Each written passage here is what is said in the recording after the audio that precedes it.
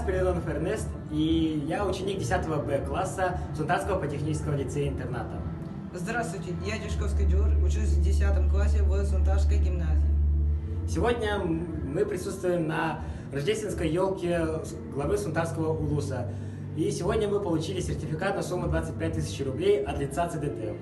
А сертификат мы получили, потому что мы заняли 2 место в соревновании «Молодежные дебаты». В целом, эта рождественская елка мне очень будет незабываемым, так как здесь были танцы, песни, награды, а также подарки и халявная еда. А мой коллега все сказал, что я хотел сказать.